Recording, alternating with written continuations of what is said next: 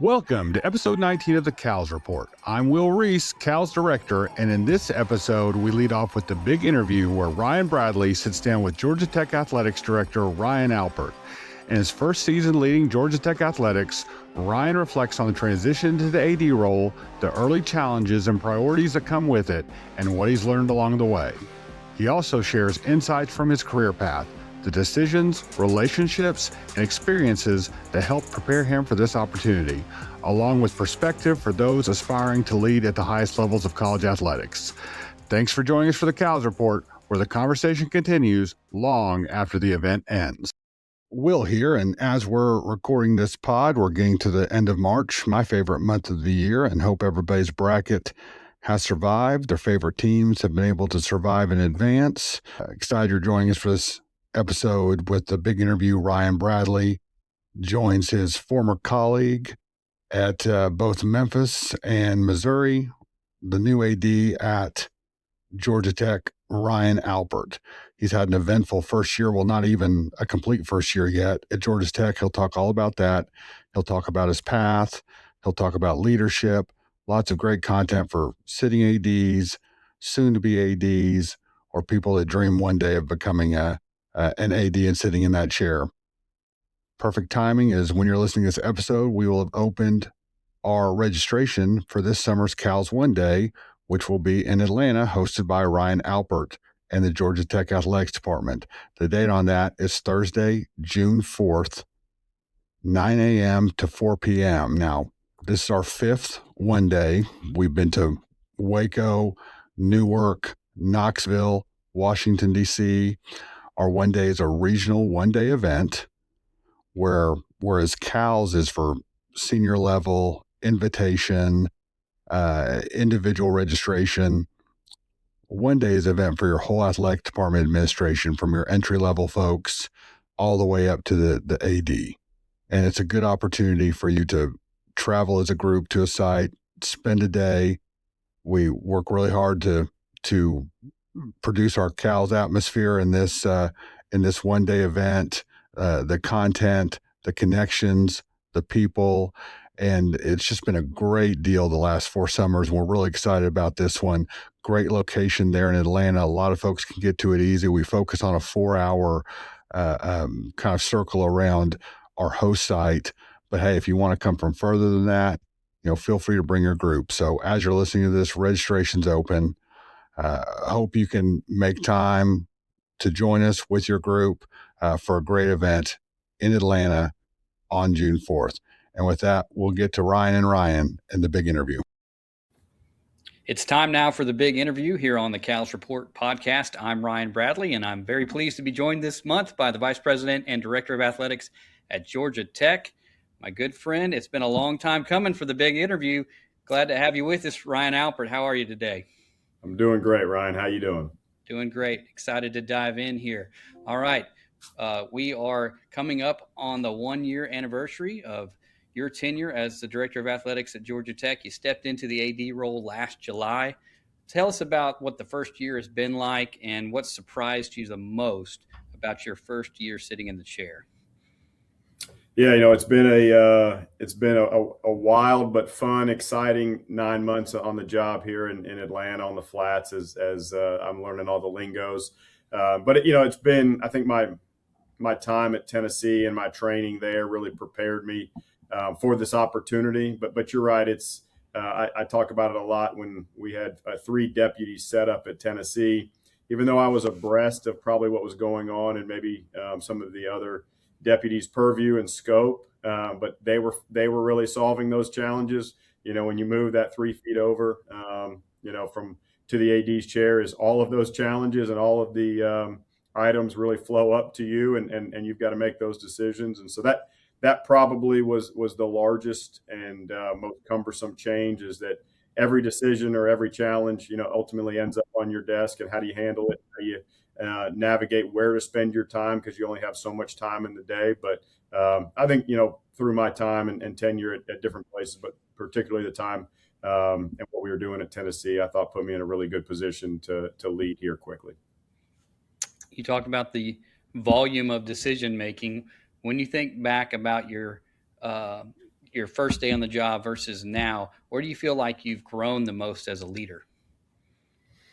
I think what I've challenged myself with is to continue to push decisions down the org chart once I was able to put, and look, you're always evolving the culture, always empowering more people. But as I've been able to take the opportunity to set the goals and standards of our organization, I think the next step in that, and I think it's what all leaders, and I challenge myself with on a daily, weekly, monthly basis, is how can I take a step back and empower some of the leaders in our department to really feeling that empowerment and trust to make some decisions.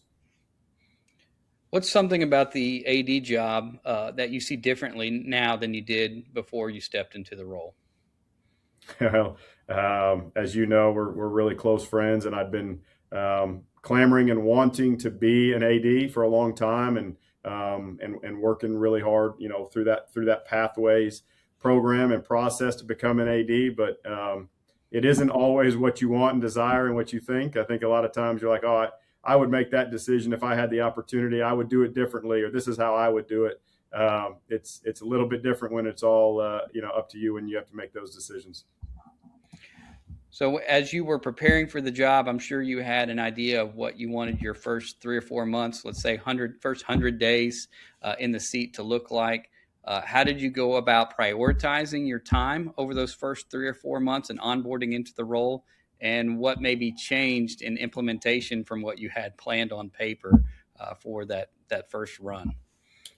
Yeah, you see it differently, and I read through the D1 ticker, and when others are taking their first AD's job, or new ADs are taking new jobs, and you hear some say that, and some people, obviously everybody's leadership style is different. That I'm going to sit down and I'm going to spend 15 or 20 minutes with everybody in the organization, and I'm going to listen, and I want to learn, and then I'm going to implement.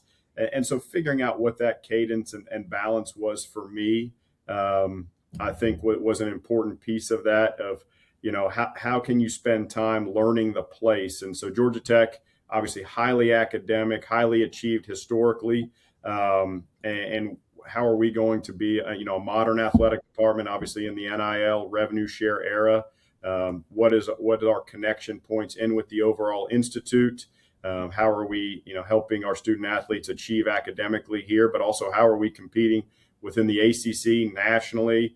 And then also, so I was learning the job itself of Georgia Tech, but then still trying to juggle and be a part of the national conversation of what's going on.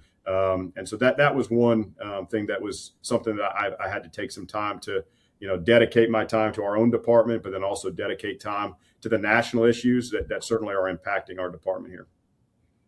You brought in Brent Jones, a veteran athletic director, as your deputy. Talk to us about that decision-making process and what you were looking for in terms of a deputy and how you went about assembling your senior staff.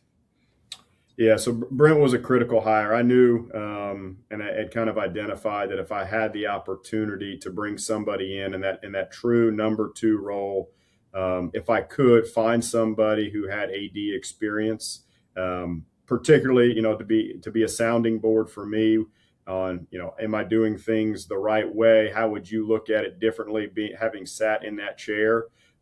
Brent had experience, was born in Atlanta and spent some time here. And then, was an athletic director for 7 years. And so saw that transition from NIL and revenue share through the House settlement. And, when you're at the mid-major level or you have to hire great coaches that sometimes get hired away by larger programs and more resource programs. And so having somebody who'd also, gone through a lot of coaching hires, myself, I'd been on committees or been a part of those coaching hires. But so again, wanting to have somebody I could rely on, be a great sounding board, trust. And then with his background externally, I knew we needed to grow our resource base. I knew we needed to grow our, what attracted me to Georgia Tech and Atlanta when you talk about the corporations that are here, the amount of the population that's here. When you talk about filling a 50,000 seat football stadium, 8,300 seat basketball arena, the volume of having 6 million people in Atlanta, what can we do from a marketing and communication standpoint that can help us stand out in this marketplace? But what's really great about Atlanta can also be a detriment at times. It's really crowded. We've got multiple pro teams. A lot of people and organizations are vying for that attention and attraction. And so having somebody, again, Brent's background as an AD can help me administratively, making tough decisions and recommending things and being a great sounding board. But then he came up from a marketing and external standpoint. Was an area that I immediately saw that for us to grow and be the athletic department that I know we can be, and that we needed to really revamp and reintroduce ourselves in Atlanta with our alumni base, with our students, and with the community. And I think he's done a really nice job coming on board and helping instill, my vision for the department, but through the areas that he gets to oversee and be a part of. The Yellow Jackets had a great year on the gridiron last fall. With that success comes its own sense of pressures and tension points. You successfully retained Brent Key as your football coach. What went into that decision, and what did you learn throughout the process of having a successful football season and working alongside your football coach to try to make sure you could maintain that momentum? Yeah, I think that one in particular was one we had not had a lot of football success really since the Paul Johnson, George O'Leary eras, and Brent comes in and was hired as the interim head coach, and then ultimately gets promoted. And he's had 3 winning seasons, back to back years, 3 bowl games in a row, things that we had never, or not never, but had not accomplished in a long time. So credit him and the culture and him building the roster to where it needs to be able to compete again in the ACC and ultimately beyond. And so, it starts with relationships. So he was one of my first, if not the first call, as soon as I got the job, to begin building that relationship with him, understanding what the program, where it was resourced and where we were, from an operational standpoint, NIL, revenue share, to continue to compete, and then meeting with him, really throughout the season, knowing that we wanted to continue to reinvest in that program. And look, I think at one of his press conferences, he said, "Cut me open. I bleed, white and gold." And so that I had a little bit of an inside track, knowing, obviously he's an alum of the program, wanted to be here, wants to raise his family here. I would always check in. So my kindergartner is across the hall from his first grader. So always making sure that we were staying connected. But, he communicated early in the process. He wanted to be here, just wanted to make sure that we were going to be able to continue to invest in the program to win. Ultimately, look, he was at Alabama when multiple national championships were won, and he's a competitive guy, and he wants to see Georgia Tech do the same thing, and would love nothing more than to continue to bring success to Atlanta. On the men's basketball side, you recently made a head coaching change. How do you approach decisions like that one, which are always tough, and find that balance between patience and urgency? Yeah, same thing. Again, relationships are really important to me, and the coaches that I've worked with in the past, I think, would share with you. I try and be present, try and be around, and so in observing our basketball program and where Damon was in his 3rd season, actually finished last year prior to this year 7-3 in conference play the last 10 games of the year, and I think gave a lot of excitement and anticipation coming into this season, and just didn't come together, didn't feel like we were going in the right direction, and did weighed on me quite heavily in making that change, because Damon's a great person, obviously a terrific basketball mind, terrific player in his own right, has been a part of several successful collegiate programs, the NBA, and so just felt like we needed a change, at that head coaching position and within the program, and ultimately made that on Sunday, March 8th, after we completed our season and didn't qualify for the ACC championship, and then launched a national search and hired Scott Cross this past week, and feel really excited about where we're headed, and feel like we can continue to build what is maybe one of our most historic programs. And, obviously coming from Tennessee, they've been, had a tremendous amount of success, but they're one place that hasn't been to a Final Four. In the last 35 years, we've been to two Final Fours at Georgia Tech. So it should be a program that competes at a high level, and think we got the guy here to do it. Understanding how critical resources are to on-court or on-field success in the current environment, what steps did you take as you set out on this search process to ensure that you had a competitive financial commitment in place and that you had institutional alignment as you began your search process? I'm going to take the second part of that first and answer institutional alignment. I think, President Cabrera, he's a Georgia Tech. He and his wife are both Georgia Tech alums. He's been here for a little over 6 years, and what I think he set out to do in I believe it was his first press conference, he talked about the importance of athletics and the role it plays at Georgia Tech. And clearly we have, if you look down the rankings of all of our academic programs, and I sit in the cabinet meetings, and they're between one, if they're not number one in the country, the lowest is 5.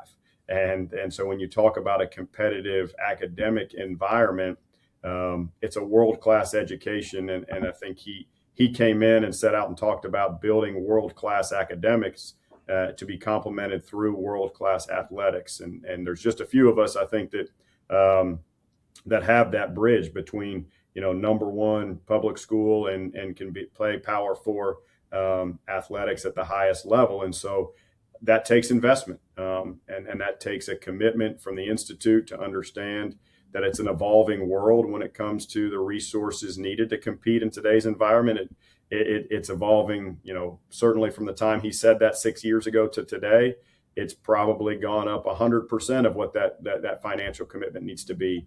And so keeping him and our cabinet and our leaders at the Institute abreast of the evolving landscape and what that means and where we are and where our peer benchmarks are really important metrics that we talk about and share. And then as we set out for, for the retention of Brent Key. So we had just gone through it, even though it wasn't a full-on search process. It was communicating where we were in football and where we needed to be to continue to invest in the way that it was going to take to retain Coach Key. And then the same thing for basketball. We went out with what we knew of our comp metrics within the ACC and nationally, and felt like we wanted to commit. Look, we're a blue collar place. We're always going to need to punch above our weight class. We talk about it. I think the example is we need our coaches to be chefs, but at times we're not going to be able to give you every ingredient you need to make that Michelin star meal, but we're going to give you enough that gives you a chance. And then we're going to continue to grow that resource base. And we, again, used the Brent and football example of where he was resourced 3 years ago to where we're going to be able to resource him moving forward is different. And I think the same thing with our basketball program, what we're able to commit holistically to that program today, if we can show some success and re-energize the fan base that's there. I mean, you hear people talk about, Georgia Tech basketball used to be the hardest ticket in all of Atlanta when it was at its highest level. And so how can we get that back? As you set out to meet with coaches, how did all of that in terms of financial commitments and institutional alignment factor into the conversations you were having with prospective head coaches? I think it was the number one question. We engaged and utilized the Parker search and Daniel Parker, who's a great friend. And when I was talking to him about the search, he said, look, the number one question in the entire last cycle and this cycle is going to be, revenue share commitment. Where is that in the league? Where are the expectations? And we talk a lot across all of our head coaches about investment and expectations have to be aligned. If we're funding you middle of the league, we can't expect you, to just go out there and win conference championships, year in and year out. And if we're funding you, top quarter of the league, we expect conference championships. And so you need to be able to clearly articulate, and we needed to in our search process, how we were going to be invested on the player acquisition and retention side, but operations, nutrition, strength and conditioning, technology, all of those things are critically important. Staff pool. I think that's one of the misnomers that we don't talk about enough in our business is you have to go hire the head coach, but then what sort of resources are you putting around that head coach to go out and bring in a talented staff from a recruiting standpoint, X's and O's, technology. You've got all these different, analytics and metrics now. So what sort of resources are you going to back in to help the coach be successful? Because they can't do it alone. I think that's one of the things we talk to our head coaches about is these jobs are too big, too challenging nowadays, especially with the player evaluation, retention, portal evaluation. It's like speed dating. You've got to, but so how do you have who are you going to surround yourself with, and how are they going to help you be successful? And I think that was once you hire the head coach, I think is when the real work actually gets started, and helping them build out their staff and making sure they have what they need to be successful.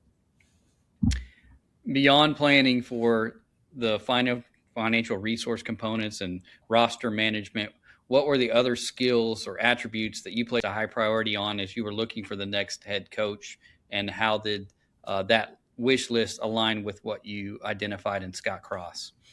Yeah, actually, I've got, there's several people that I should have thanked publicly that are in the basketball community. And at times, I'd go through a list of candidates with them or coaches that I really liked. And, I think I recall one of the conversations, somebody said, well, you certainly have a type. And look, I was looking for somebody for this job that had, was a great ball coach, a great coach who had success. If we prioritize head coaching experience, but it wasn't the only thing we looked for. And then somebody who had success at, places maybe that had not had that prior success. So knowing that they went into a program and did something that maybe had not been done before. And so Scott specifically, when he took over at UT Arlington, had not had a ton of success before. He goes in and has 5 20-win seasons and then goes on to Troy. And Troy had not had a ton of basketball success historically, specifically at the Division I level, and goes there and wins, back-to-back conference championships in the regular season, back-to-back tournament championships, and so earning 2 NCAA appearances. And with that, sometimes, as we know, teams can get hot in tournament championships, and so not putting all the credit or all the evaluation on just making NCAA tournaments. The full body of work is being able to compete in conference play night in and night out, with the travel, returning back to campus, training, preparing. So seeing those successes that he had, and along with many other candidates, and that's what we really tried to evaluate. And then as you move into the NIL, and so then we charted NIL era and beyond, success and coaches and where they were, specific to, player development, player retention, and player identification. And so post NIL era and specific, again, another example for Scott was last year when they won the conference championship. They had 4 of 5 starters transferred out to, what I would, say are higher resource programs that were able to put a financial package or a program in place to attract that talent from Troy. And then he returned the next season with some guys that he had recruited before and developed within the program, to winning, back-to-back conference championships and regular season and the tournament this year. So that was really important for us, is not just with Scott, but all the candidates was looking at their success prior to NIL, and were they able to build a program? How was that program resourced? So that was, having to make a lot of phone calls to folks around the country of how is that, how are the programs and the coaches that we were vetting, how are they resourced, or how are they resourced? And then post NIL, how are they resourced in the player space? And ultimately those were key metrics for us in evaluating our next head coach. We're going to talk a little bit about your career path in just a minute, but for our listeners, you came up on the external side. You've always been built your career really on relationships and being out there, making those connections with your fan base, with your donors. So as you have gone about that in your role at Georgia Tech, what has been your vision statement? What is it that you want your fan base to grasp about where you're taking Georgia Tech and your leadership, and what you think is possible there? Yeah, I think you always need to put an exciting vision out for your fans. I think it's saying that we're just going to, continue to improve is not enough. I think you have to, how are you going to instill excitement, instill passion, bring people into the fold? Because there's either donors that are currently giving, and how are you going to get them into their next gift, get them to up their next gift? How are you going to modernize? A lot of what we talk about is creating one of the more dynamic revenue models in all of college sports. But being able to show the impact of that, but then engage in conversations. I'll say, one of the things that I think gained me a lot of credibility quickly with our fan base was just engaging with them and putting out fan surveys. One of which was about the Tennessee home football game. We had an opportunity this past year. We played our Georgia game in Mercedes-Benz, and it was fairly public. It was a really good financial decision that the prior administration made, and it was really helpful to advancing the mission here at Georgia Tech. But then as we look to this year, and had that same opportunity to take a game back to Mercedes-Benz with a really good financial opportunity. But were our fans going to be willing to pay what it was going to take to keep that game home at Bobby Dodd? And so a lot of that, the vision is, hey, we're going to need to grow our resource base. We're going to need to be able to fundraise at a high level. We're going to need to be able to grow our sponsorships. Again, very similar to the coaching conversation we talked about. I'm very honest with our fan base of, here's where we are in multimedia array sponsorships. We're not where we need to be to compete in this league. And so how are we going to grow that?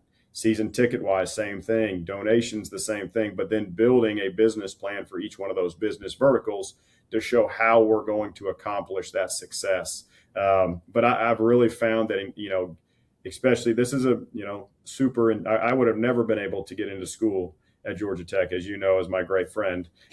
But we have really smart and engaging a fan base. And so they're very analytical. They want, but they'll put their money, where their mouth is at times too. And if they're going to vote for something or say that something's important to them, they're also going to be true to that statement. And so try to be really engaging. Anything we put out when we communicate is to get, feedback from our fans that ultimately drive our decisions. And we did a lot of those, similar things at Tennessee. And I thought it was beneficial because what you're doing is you're gaining momentum around a topic or a decision. And look, if it doesn't get great feedback, then we're probably going to pivot and go in a different direction. And that's just as important versus rolling something out that I think is a great idea versus getting the feedback from our fan base and having them help influence, our brand, our leadership, and who we're going to be. It's great insight. All right, let's zoom out a little bit. Walk us through your career path and maybe along the way identify what were some of those key stops that really prepared you for the role that you have today. Yeah, so I was actually enrolled in a GA internship program at South Carolina after I graduated, and Eric Hyman, Marcy Girton, Steve Eigenbrot, Eric Nichols, a lot of the names that are around the business now, Jeff Crane. I was working in that department, and somebody approached me about a fundraising job at the University of Memphis, and look, so I had the opportunity to go out and interview for that position, and came back and was offered that role. And I think because I had done internships throughout my undergrad time, I picked up and moved to Memphis and didn't know anything different, and then had an opportunity to work at a place. And actually, my first week on the job, I think as they let Larry Porter was the football coach at the time, let him go. And I was so young and naive, I didn't realize the politicking that was probably going around in the department at that time, because the AD had announced his retirement as well, but was going to stay on for 6 months. And so somebody on the fundraising staff just said, hey, here's what you can do. Just make your 10 out external meetings a week and call your donors and just do the best you can. The new AD will come in. We're all so far down the totem pole. You don't need to be worried about all that stuff. Just get to work. And Memphis, I was ultimately there 6.5 years and worked, really hard with a great department. At 2 or 3 years into my tenure there, I think, as you know, Ren Baker was hired as the deputy athletic director, still a great friend and mentor. You came on as a senior associate of external, and Stacy Martin was our chief financial officer. So I think what I learned from you guys and as mentors and friends is what hard work and a great team. I think that was probably one of the more dynamic departments I've been a part of, and we all cared about each other, but cared about competing at the highest level and giving our coaches the resources they needed to compete, because that was at a time where basketball was following the Calipari era and football was really coming on. And I think the foundation that we laid has led to over a decade of success at Memphis in football. But it was really about the people and sharing a vision with the fan base that that went on to have success. And then I think myself, Ren, and then Brian White got added to the mix when we went to University of Missouri with Mac Rhodes. And again, we had some challenging times there with some of the things that happened on campus. And but again, being with a great team, and that's why I take so much pride in the people and the culture within this department, because even though we had great success at Memphis, we had some challenging times at the University of Missouri, but some of the more memorable times of working with great people and learning a ton. And then Brian was the deputy athletic director under Jim Sturk, and he had the opportunity to become the athletic director at Florida Atlantic. And so as I set out to really want to be an AD, Brian gave me the opportunity to go down with him to be the deputy AD and really be involved with every aspect of the athletic department, and learned a ton from him and with him there. And and being at a smaller school than some of the bigger SEC high resource place, I got the experience to be involved with all aspects of the athletic department, which I think really helped me more, as being an athletic director now, because I got to see a ton. And he and I would be talking about ticket promotions and then preparing for a board meeting, and then hiring coaches, and so gained a ton of experience, and grateful for that time there. And then went back to Missouri under Jim Sturk as the deputy AD, and really revamping their revenue models, bringing on new premium seating, and then Danny White called me to be the chief operating officer, really running a lot of the internal operations. So taking my revenue and external background and running the internal operations at Tennessee. So then when we got there, we were about $160 million annual athletic department business, and when we left, I think they closed the books last year at roughly $300 million. So being a part of that, being one role I had there for about half my time was the COO, and then moved back over into the revenue vertical. And again, I think those experiences, being a part of the internal operations and the external operations, really prepared me to be an athletic director, because I think a lot of times some of the candidates that come up from being a deputy AD are only really seeing one side of the business, and so then they're really relying on the folks they have in that department or they bring along to help them through the other side, whether that's an internal or external candidate. And so, but I would say I wouldn't be where I am today if it weren't for the people, and that took time to invest in me. I mentioned several of them here. I'm certainly leaving a lot out, but that have gave me the opportunity to learn and grow, probably giving me responsibility at an age or a position I wasn't ready for, but help guide me along the way, allowed me to make mistakes, coach me up, and I try and take that same mindset and trust into building out our staff, as I know I want to hire people that want to be ADs around me, so that I know that they're hungry and always want more. And then my job and challenge our staff is to give those people more, because that's why I think the folks that helped get me here to where I am today is they challenged me but provided me that opportunity. As you reflect on those places, those people, those experiences, how do you see your leadership style has evolved over time in ways that maybe you wouldn't have predicted 10 years ago, and the way your maturation as a leader and preparing to lead a department? What have been the major events or people or decisions that have helped shape who you've become and the way you want to lead? I know you've probably heard this story a bunch, but I'll give you a Ren Baker story. And I think he was the head basketball coach and athletic director at the time at Rogers State, but was a GA and worked under Eddie Sutton. I think he always told the story of one of his great friends and mentors came to watch basketball practice one day and said, Ren, like, what are you doing out there? And he was like, well, I'm doing what Eddie does. And he said, well, you're not Eddie Sutton, you're Ren Baker. And look, that has lived with me for a long time. And because I've had the exposure again to tremendous leaders, so I've tried to take, you're one of the more calm, cool, collected in a moment of chaos. Ryan Bradley is going to be, completely that steady line. And so I try and take pieces of what I learned from you, from Brian, from Danny, Cam Walker, who's at Utah State. He's one of the smartest, most brilliant guys I've been around, but how did he strategize and problem solve?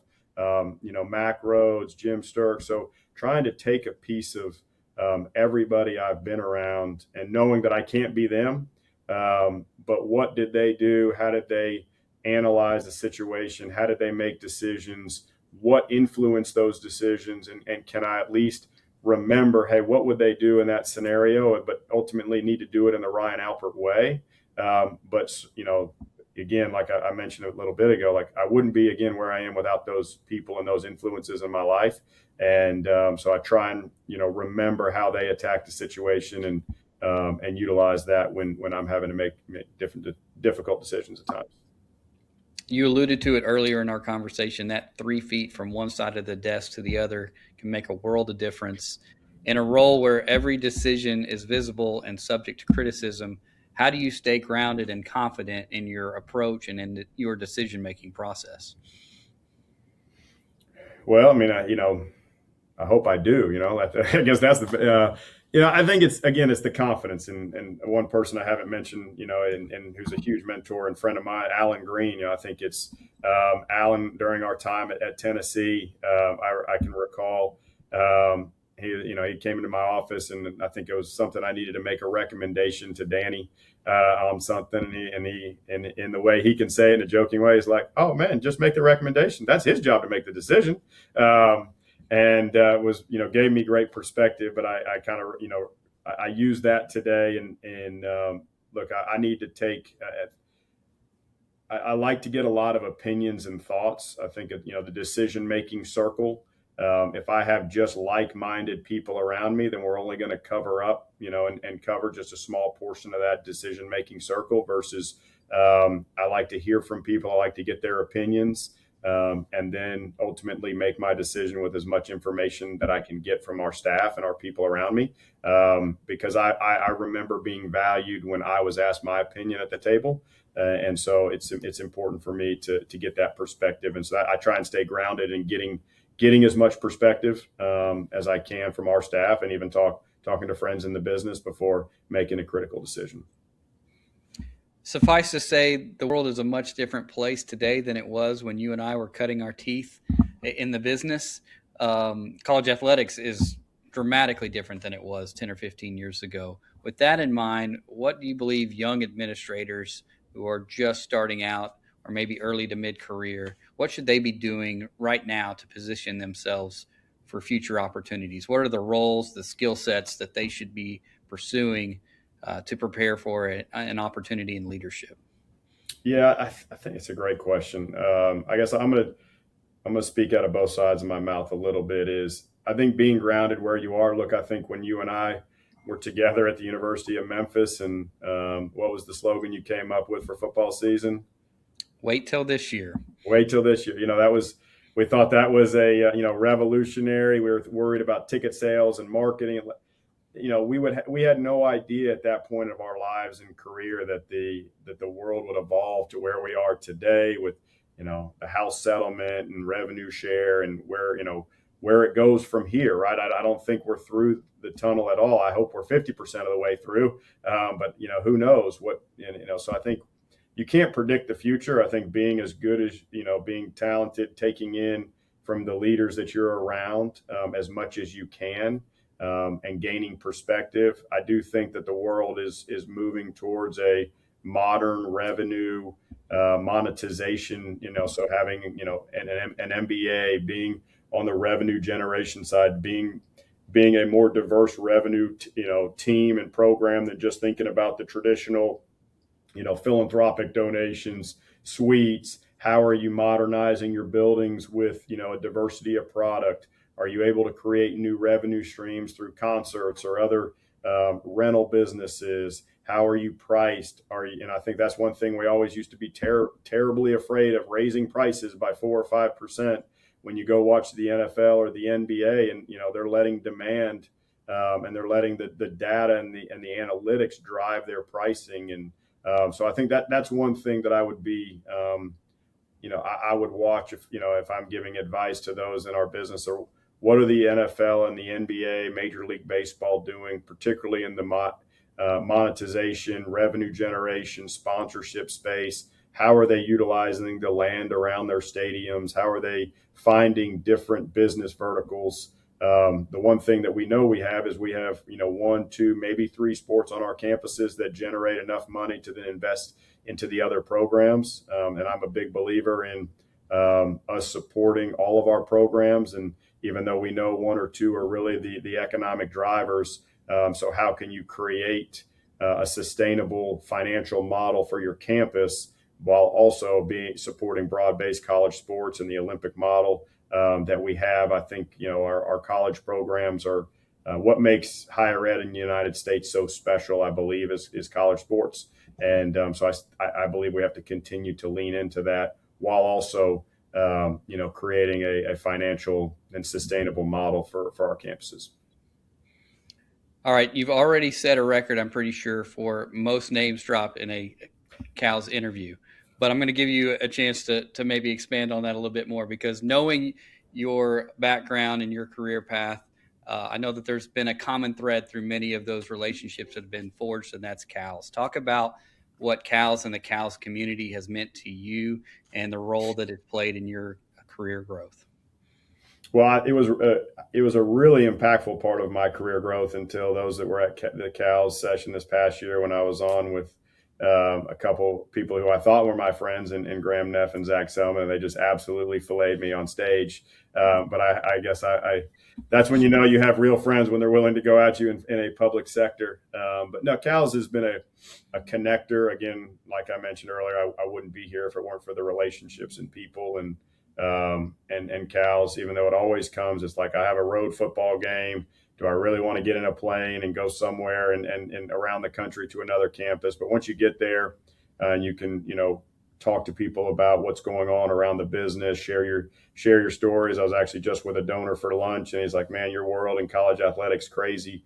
But the reality is, all of us on all of our campuses, we have the shared experiences. We're all going through this together. I think the more time we can spend together and thinking and talking about what we're facing, our families are facing, because I think the time demands are probably increasingly crazy. The stress is growing at a rapid rate. And so I think the more time you can spend together, and I think Cal's is the best professional development organization there is right now in the entire college landscape. And I think it's one that, people have, take time. Again, football season's crazy busy, but you've got, big time ADs coming in, bringing their staff, spending time together. And I think that I wish we had more time to do it, because a lot of great ideas and conversations happen both in the presentation room. But I'd say I spend more of my time in the lobby and trying to, connect with folks. And so Cal's has been impactful in my career, and I think it will continue to be in a lot of folks.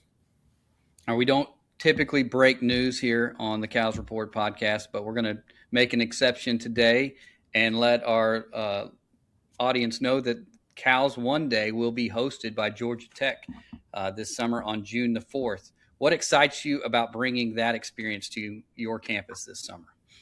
Yeah, so we had the opportunity to host last year in Knoxville, and again, I think it's the smaller setting as far as a lot of big networking events or thousands of people. And so we had the opportunity to host, I think, 300 or 400 folks in Knoxville. Again, smaller sessions, very candid conversation, geared toward what they're going through in their career. Again, I think at Tennessee we had one, if not the most modern revenue, plan and implementation of diversity of product pricing. And so a lot of people wanted to hear about that. So it gave a platform for a lot of people to come in and learn, but then also putting other people on stage to talk about what they're going through and maybe specific products and projects they're working on. So again, we have the industry's gotten so big. Our staffs are so large that having the Cal's One Day is really, I think, middle management and spending time focused on them and putting a curriculum together that's focused on growing them and having them learn.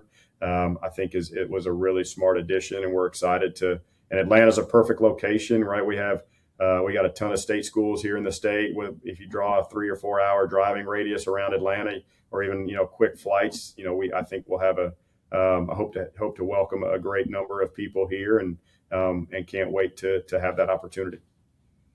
All right, last question, and we'll get you out of here.